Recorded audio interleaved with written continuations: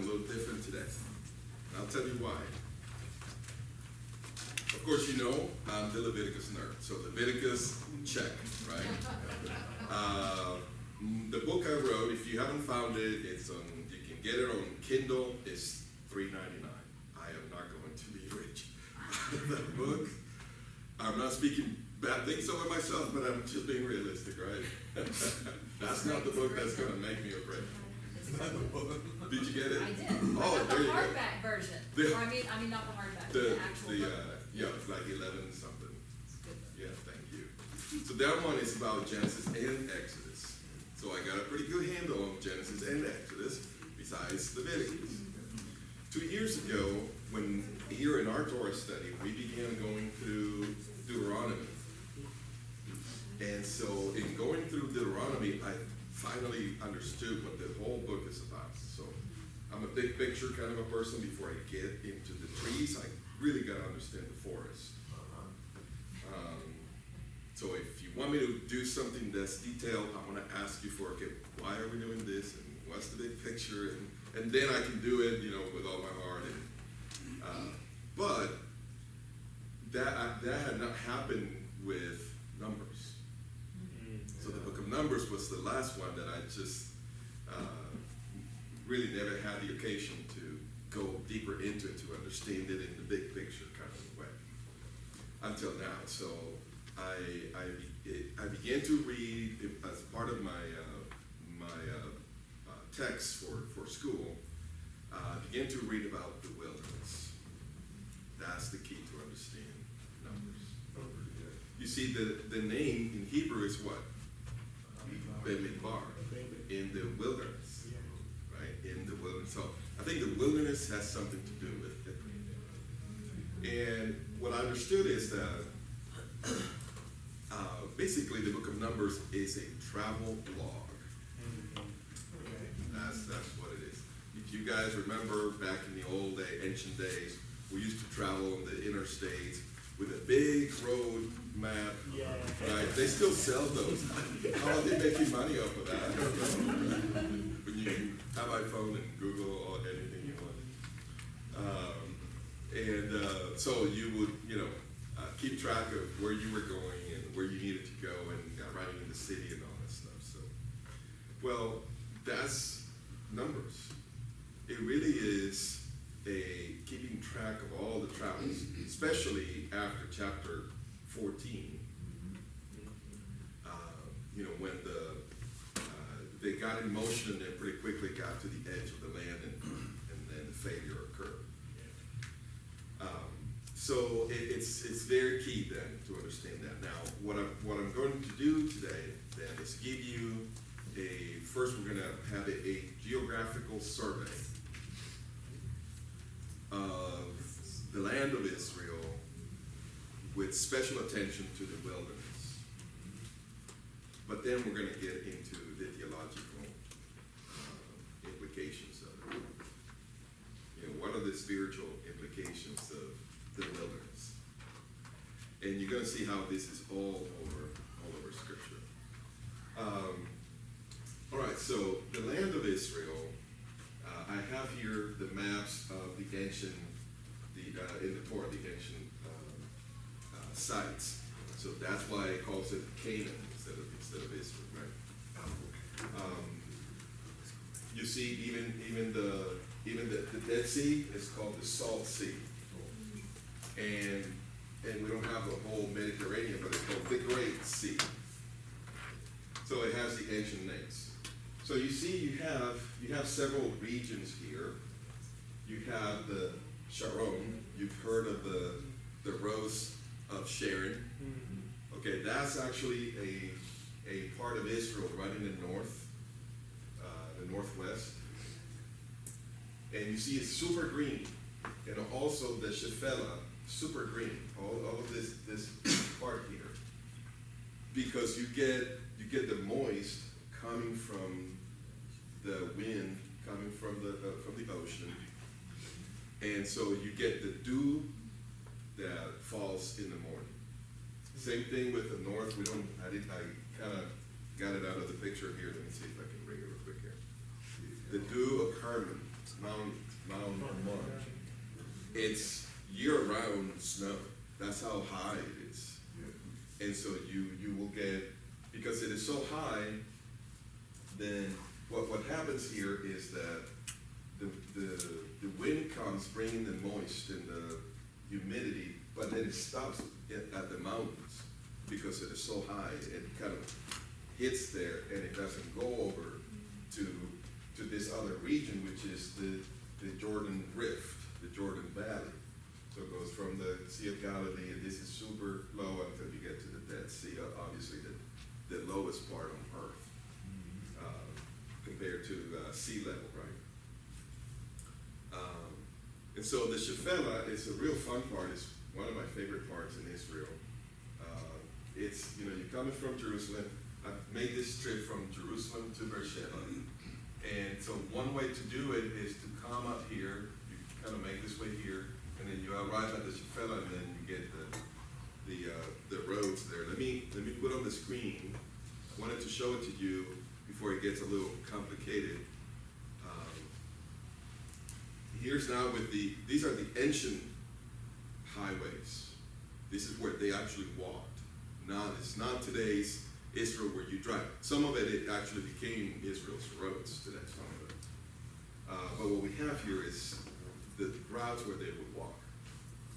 And so when you go into the Shephelah, this is real fun because then you transition from this rocky, arid kind of a terrain, and then it becomes real green and beautiful and lush.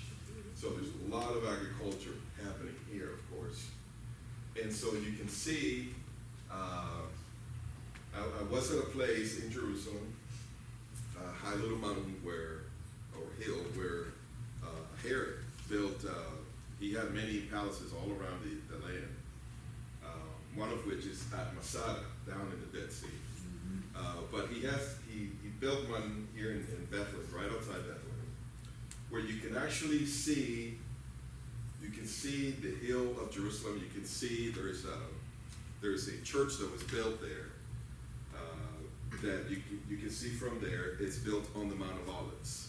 So you can see that. You can see the Mount of Olives from Bethlehem. But then also, if you look southeast, then you can actually see these mountains.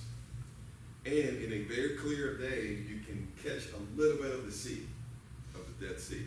So you can imagine, and of course on this side of the mountain, let me see if we have it here. Okay, it's not clear yet, but we'll probably see it in a little bit. So this region here will be Moab. This is Moab, and this is the Ammonites. So the Moabites and the Ammonites. So you can see from Bethlehem all across to Moab. And that's fascinating because David is born and grew up in Bethlehem. His great-great-grandmother is Ruth, who came from Moab. And obviously Moab, Ruth and Naomi, they came from Moab to Bethlehem. And the way you would do that is you would walk on this road, cross here at Jericho, and then come back down to Bethlehem. That will take a week in the ancient time. It took a week for them to do that. So that's roughly the areas, but that's not where we want to focus on today. We want to focus on the wilderness. And some of these names will be familiar to you. I'm going to try to see. Yeah. Okay, so the Negev will be like the state, and Beersheba is the state capital. That's really how we would compare. So Beersheba is in the Negev. And so the Negev, you begin to see begins the desert here. There's a location here. It's not big enough, but it's a possible location for Mount Sinai. But then there's also a traditional location for Mount Sinai, which goes all the way down, and that's the Red Sea down there. So you see Midian there, where Moses fled from Egypt, right, from Egypt. Here is the Nile, and so he would flee his Ramses, and so he fled down to Midian down there. And so I want you to see this. Here's the real part I want you to see. This is called the wilderness of Sinai. This is the wilderness of Paran, the wilderness of Zin, the wilderness of Shur. This is where the book of Numbers takes place. It's from one wilderness to another, to another, to another. And it begins with Abraham. So we're going to go to the text a little bit for a little bit. Genesis 12, right? The Lord calls him. He goes. Here early in verse 9, we read that Abraham journeyed on, continuing toward the Negev. So let me show you real quick here. Let me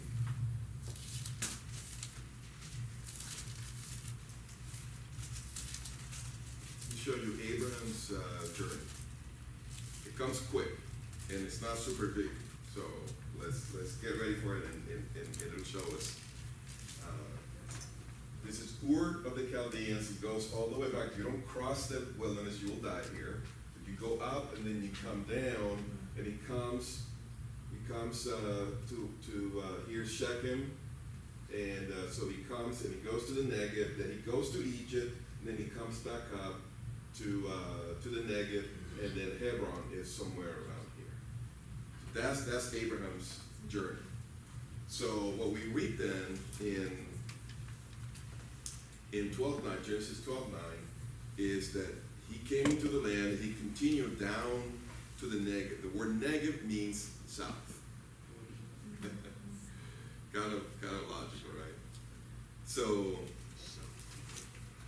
he goes straight down into the wilderness. Let me take this off, put it back on the rattles.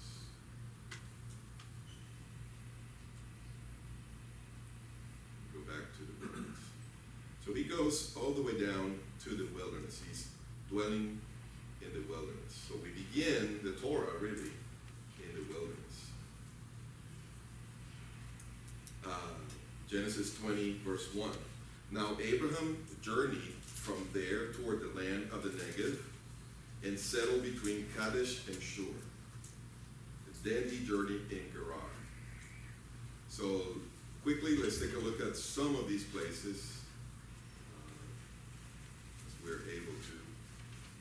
You see Gerar is very small there. I'm trying to make it a little big. This is Gerar, but it's in the area of the Negev, between the Negev and look, here's the Gaza Strip. It's the same place today that it was back then. So it's kind of like there in the middle. So this is very good agricultural land right there. But then it says that he settled between Kadesh and Shur. Kadesh is it has not been like super clearly identified, but we see the desert of Shur there. So he's kind of this is Abraham's neighborhood, right? It's all, and he's not allowed to go into the cities because he's too powerful. He's rich, he's powerful, and he's not a native of the land, so they keep him a little bit at a distance, out of fear, but also because he's not native and he's not seeking to get involved with them. Culturally speaking, he sends, to get a wife out not from any of the Canaanites for his son. So, all right, so Genesis 21:14. So Abraham rose early in the morning and took bread and a skin of water and gave them to Hagar. This is when they are sending Hagar and Ishmael out, putting them on her shoulder, and gave her the boy, Ishmael, and sent her away. And she departed and wandered about in the wilderness of Beersheba. It's all about the wilderness. Then we come to Exodus. So we saw a little bit of where Midian is across the, here's the Jordan Valley coming all the way to the Red Sea. And so this is Midian on this side of that. Straight across from Egypt, here's the Nile, the Nile River. So we come to Exodus, and it says, now Moses was pasturing the flock of Jethro. Keep that in mind, he's pasturing the flock, the sheep and the goats probably. His father-in-law, the priest of Midian, and he led the flock to the west side of the wilderness, and came to Horeb, the mountain of God. So he's coming from here, this is west. So he's traveling this direction. Obviously, he's not going to cross this with sheep. You can go here today. This is Eilat, the southern tip of Israel. Beautiful port and beach and ocean there. So he probably took this route, just like everybody would, and then bring to pasture either. So we have a possible Mount Sinai here, and here a region also called Sinai. So we don't know which exactly it is. And the route could have taken him there or here. The point, though, that I want to make is that he brings the flock into the wilderness. He comes to Horeb, which is another name for Sinai. We know that. The mountain of God, which is in the wilderness. So, how did you pasture flock here? You see, that's the key to understand Israel as the land that flows with milk, with honey and milk.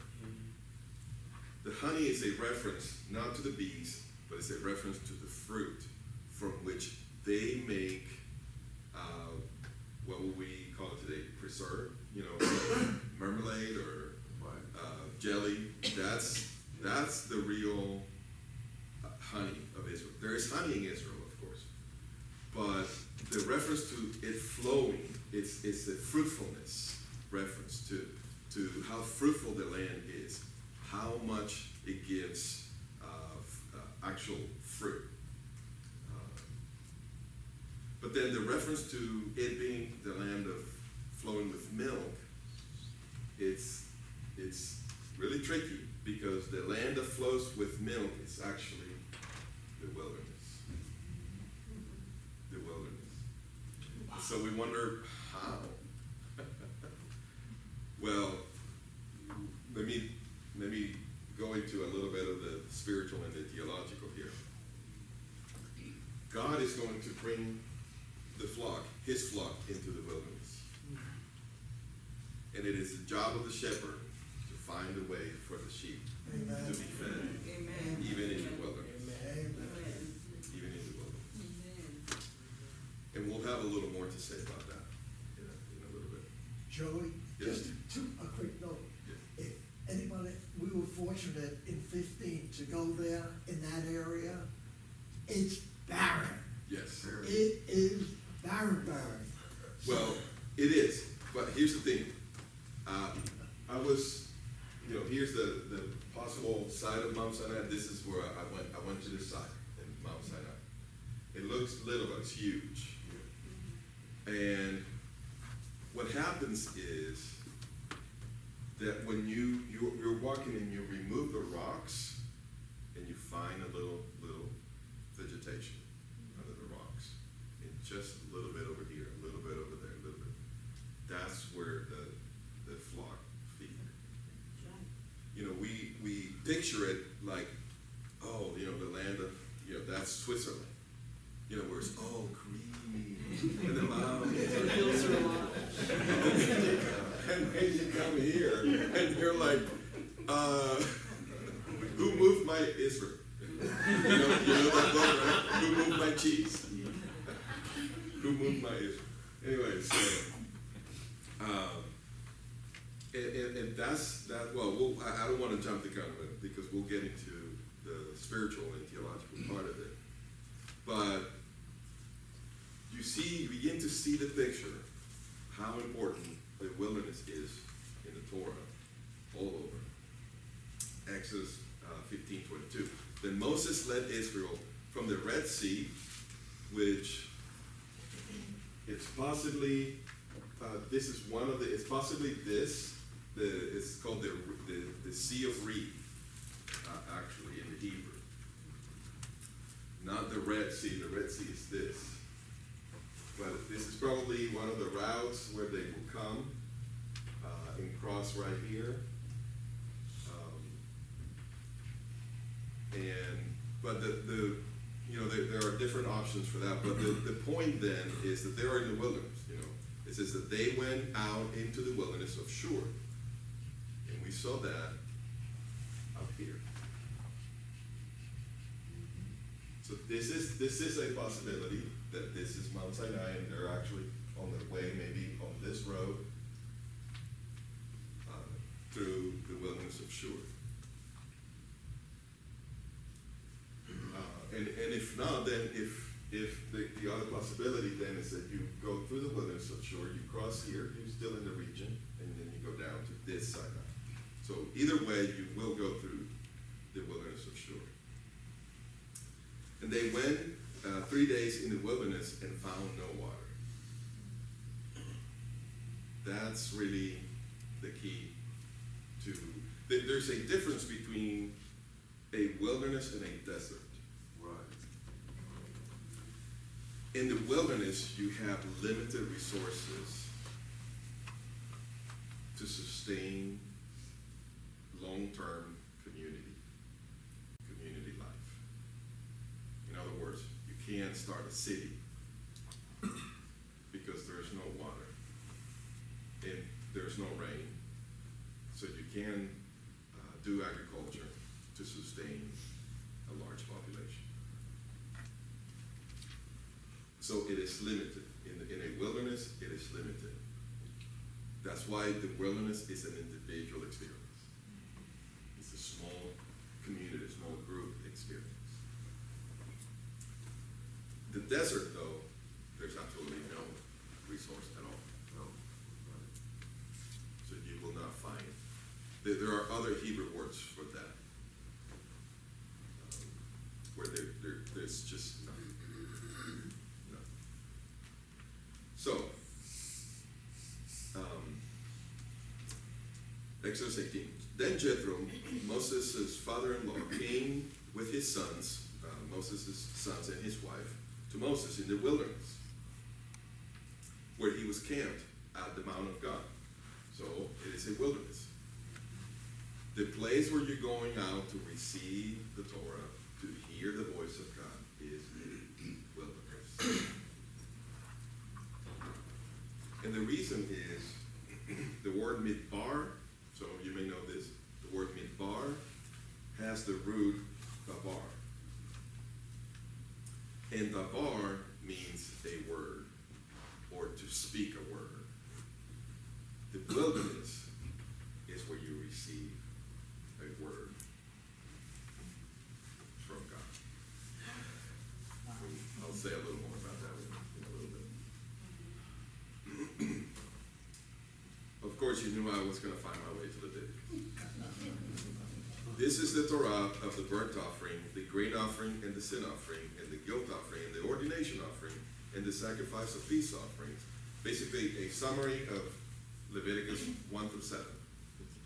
Verse 38, which the Lord commanded Moses at Mount Sinai in the day that he commanded the sons of Israel to present their offerings to the Lord in the wilderness of Sinai. This is a wilderness. We've got to keep that in mind. It's a wilderness experience. So we come to the book of Numbers, because they're going to be at Sinai for 2 years. 2 whole years. It says, 10:12.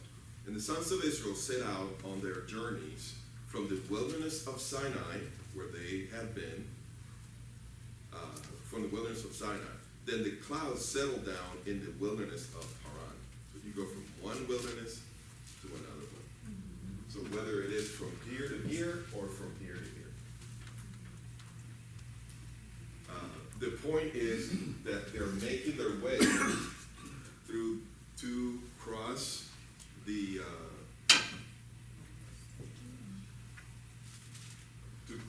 Jordan, the Arava, to cross the Jordan Rift here. They're going to cross it either here.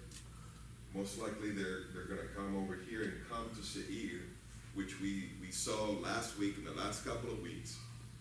We've seen Israel then coming to Seir, and which is Edom, and asking them, hey, can we pass through? Right? We'll pay for the water, whatever, we're not going to touch your food, we'll pay for whatever. And they said no. So my theory here is that they're coming here, they want to go this way, but these guys say no, so they have to go all the way out here. So it makes it more difficult. So they want to go follow the King's Highway. Correct. Yeah, all of these, if this is the King's Highway, right, they have to go out of their way to this minor road. This is a main road, let's go to this minor road here.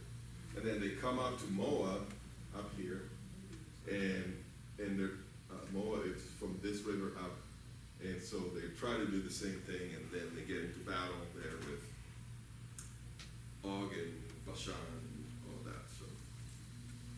We'll touch on that in Deuteronomy, because Deuteronomy draws out the theological importance of those battles and those early victories. So they go from the desert. Yes, sir. Well, isn't it more logical from the travelings that you're having there, that the Sinai would be Mount Sinai would be in the northern part rather than the south? Well, it could be, you can make it out either way. It really is, you really have to depend on archaeology, but it's kind of limited to what you can find in this rocky terrain and uninhabited, and so it's kind of limiting. But the Lord knows.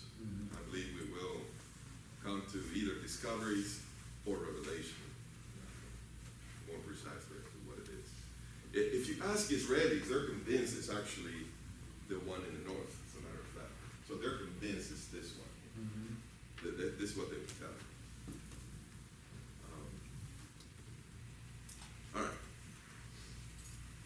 So you go from the wilderness of Sinai to the wilderness of Paran, so you're making your way north and east, so that you can cross and then go up that way. And the reason for that is, to come probably here and cross up here and come up here, is so that you can get to Jericho. This is where you want to cross, because you don't want to come up here. This is too difficult for you, too wide for you to conquer people, and so you don't want to get into battle here. But over here, you don't have to worry much about what's behind you, because there's huge mountains here, and you can enter here a more logical, from the geographical point of view, to enter the land and then come to the real heart of the land right up here and be able to conquer it and be able to go up north and south.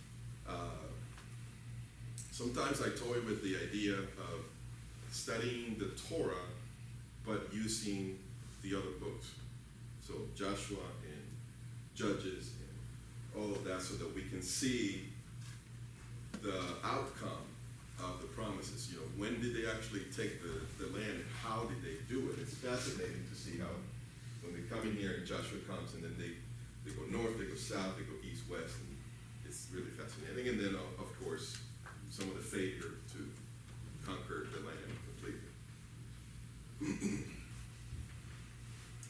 Right, so Numbers 12:16. Afterward, however, the people moved out from Hazeroth and camped in the wilderness of Paran. So we went from Sinai or here, either one to Paran. So they're in Paran. And we're getting close to Numbers 13 and 14, right? So in 13, Moses sent them Who's them? The spies.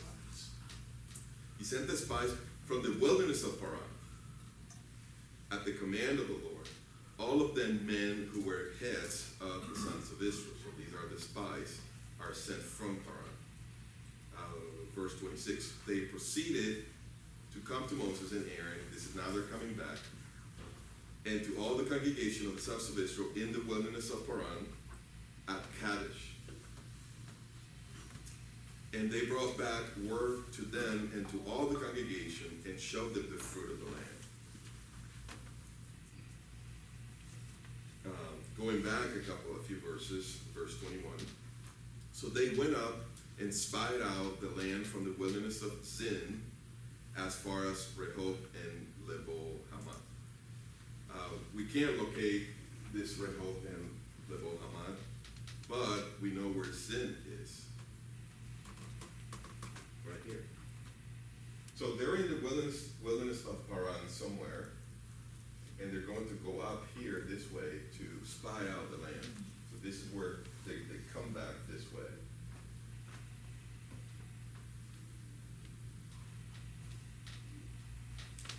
So they went up and spied out the land from the wilderness of Zin.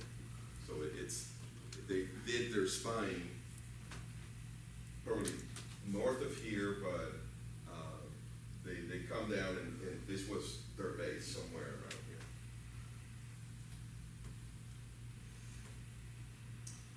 21. Then the sons of Israel, the whole congregation, came to the wilderness of Zin in the first month. So now this is after all the 38 years. Right? They came to the wilderness of Zin in the first month, and the people stayed at Kadesh. Go back to Kadesh. Now Miriam died there and was buried there. 21:11. They journeyed from Obot and camped at Yeabarim in the wilderness, which is opposite Moab, to the east. All right, so now we're getting close. Let me actually do this.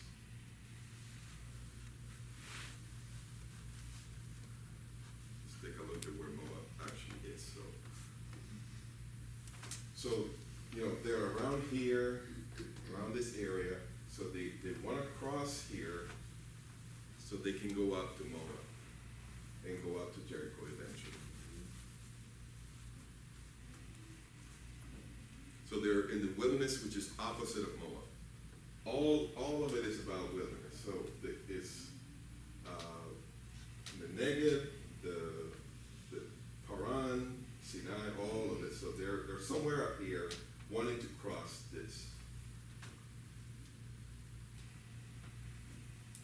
21:13. From there they journeyed and camped on the other side of the Arnon. See, I think we have the Arnon here. Thought I saw it. Okay, that's the Arnon River. You see it right above Moab there. So from there they journeyed and camped on the other side of the Arnon, which is in the wilderness that comes out of the border of the Amorites. So they're north. So the Amorites are up here. So they're opposite here. So they're probably around here, I'm thinking. So we're not sure exactly where they're going to cross. They may cross here. They may cross here. Although, this is deep sea, this is deep water there, so unless they will come down here, find their way here to cross and come up this way. For the Arnon is the border of Moab, between Moab and the Amorites. So that's the border right there. This is Moab and this is the Amorites. All right, so that's something of a survey of the geographical area there. And so I'm going to make a pause real quick here and get rid of this actually. So all the fancy stuff is going to go away. let's talk a little bit about the theological implications of all this.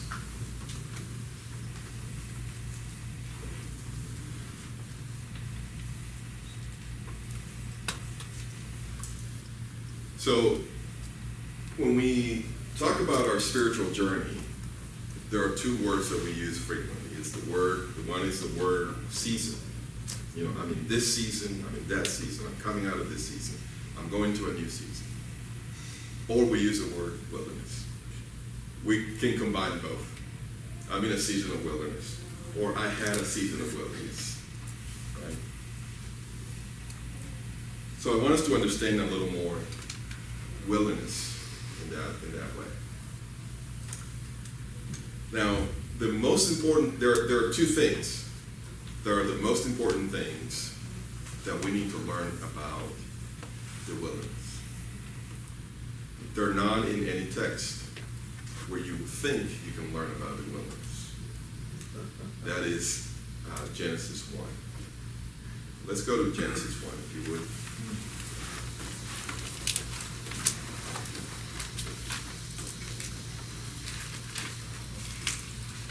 Genesis 1:1. In the beginning, God created the heavens and the earth. In Matthew 19, Yeshua said, have you not read that he who created them from the beginning made them male and female? He who created them from the beginning. What day of the week did God create Adam and Eve? The sixth day, right? But Yeshua said that he created them in the beginning. The beginning is a reference to the entire week. Right? That's the beginning. It's not verse 1. It's the entire chapter. That's the beginning. So, when we read that in the beginning God created the heavens and the earth, we could say, in the creation week, God created the heavens and the earth. So we don't have a whole creation here, and then we go to verse 2, and then, oh, what happened here? What happened between verse 1 and verse 2?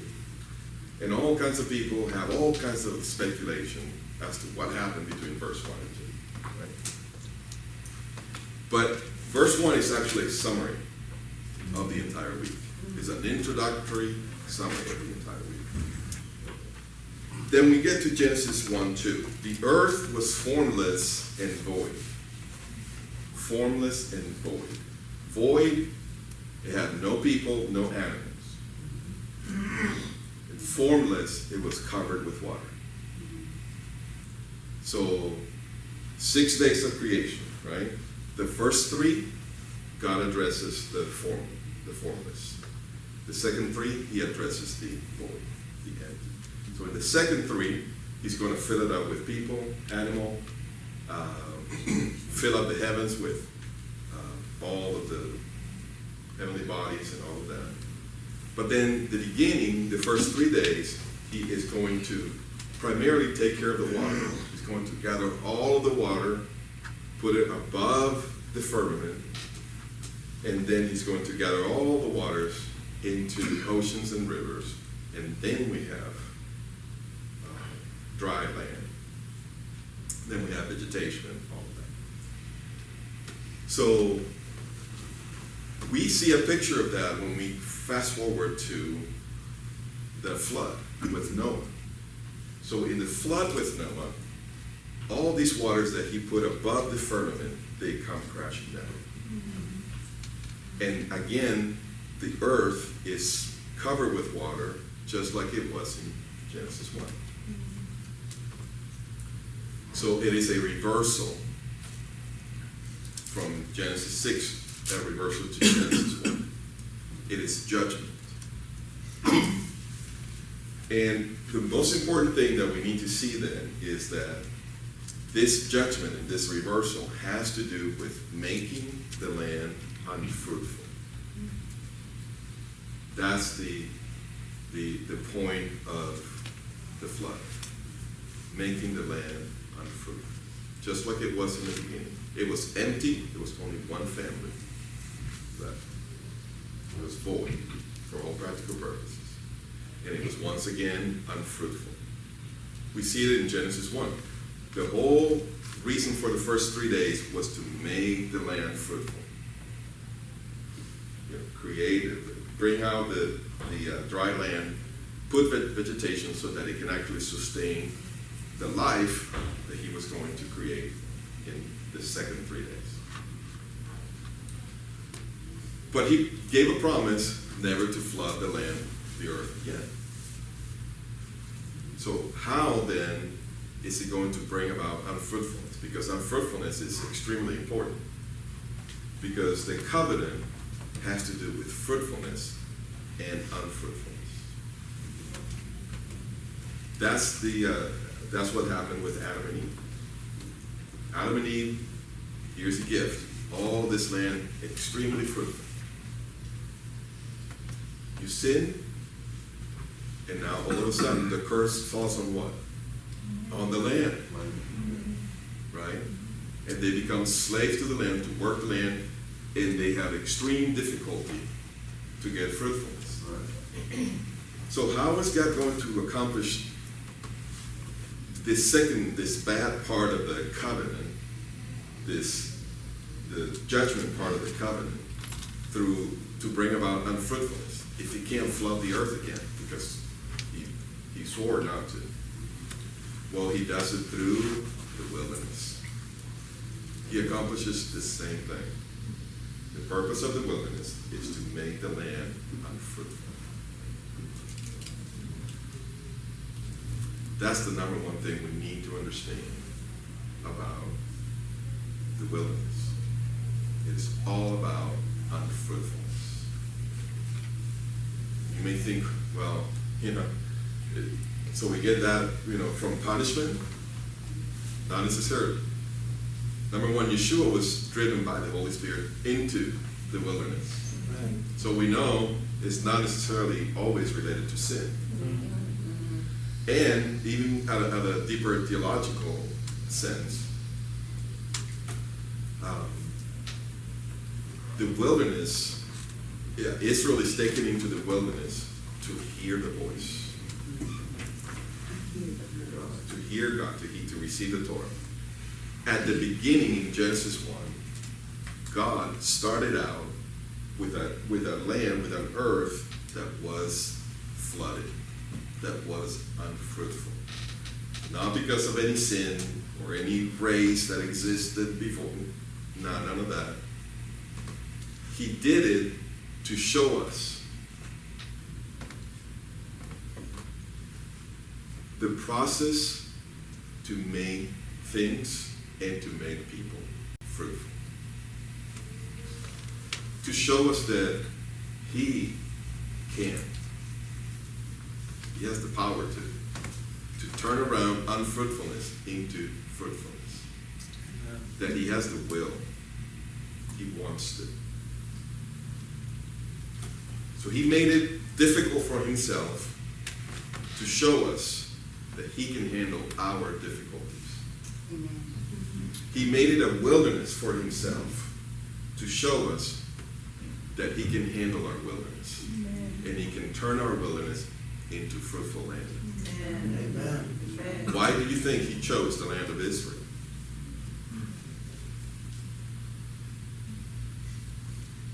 A land that is extremely unfruitful